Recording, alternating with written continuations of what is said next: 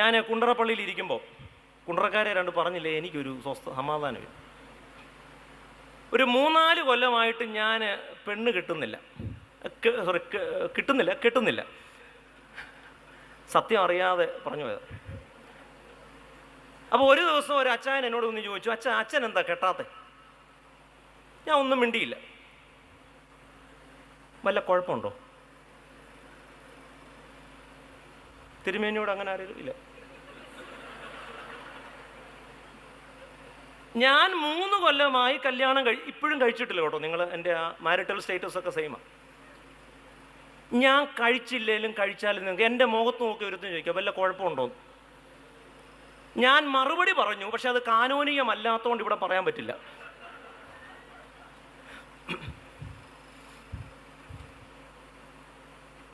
ഈയിടെ ഇന്തോനേഷ്യയിൽ ഒരു ചെറുപ്പക്കാരൻ ഒരുത്തനെ അങ്ങ് തല്ലിക്കൊന്നു. കാരണം അങ്ങോട്ട് പോകുമ്പോഴും ചോദിക്കും കല്യാണമായില്ലേ, ഇങ്ങോട്ട് പോയി. അപ്പം ഇയാൾ വീട്ടിൽ ചെന്ന് ഓരോ ഒലക്ക എടുത്തുകൊണ്ട് വന്നൊരു ഒറ്റ അടിച്ചങ്ങ് കൊന്നു. എൻ്റെ വിചാരം പള്ളിയിലെ ഓരോ ബെഞ്ചിനോടും ചേർന്ന് ഓരോ ഒലക്ക വെച്ചാൽ ഒത്തിരി ആന്തരിക സൗഖ്യം കിട്ടും. ഇതൊരു കൊലപാതക ആഹ്വാനമായിട്ട് നിങ്ങൾ എടുക്കുക. വിവാഹമോചിതരായവർ അവരത് പറയാനും ഓർക്കാനും ആഗ്രഹിക്കുന്നില്ല. കുട്ടികളില്ലാത്തവർ, നിങ്ങളുടെ കയ്യിൽ ഗൈനോക്കോളജിസ്റ്റിന് ഒരു ലിസ്റ്റ് തന്നെ ഉണ്ട് ചില സേവ്യാ സംഘക്കാരുടെ.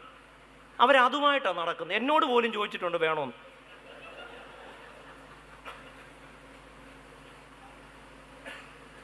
ജോലിയില്ലാത്തവനോട് എന്നും ജോലിയില്ലേ, കെട്ടിയില്ലേ, കുട്ടിയില്ലേ, കെട്ടിയിട്ടില്ലേ, എന്തോത്തിൻ്റെ ഏനക്കേടാണെന്നാണ് ഞാൻ അറിയാൻ മേലഞ്ഞിട്ട് ചോദിക്കും.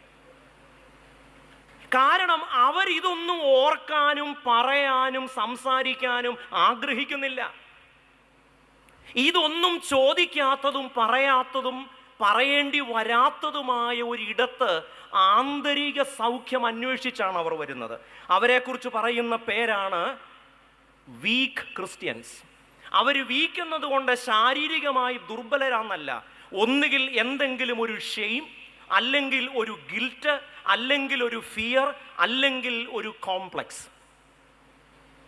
എന്നെ കേൾക്കുന്ന പ്രിയപ്പെട്ടവരെ, കുറേ ചെറുപ്പക്കാരെങ്കിലും പള്ളിയിൽ വരാത്തത് നമ്മുടെ ഒരിക്കലും അവസാനിക്കാത്ത ഐസക് ന്യൂട്ടണ് പോലും ഇത്രയും ചോദ്യങ്ങളില്ലായിരുന്നു.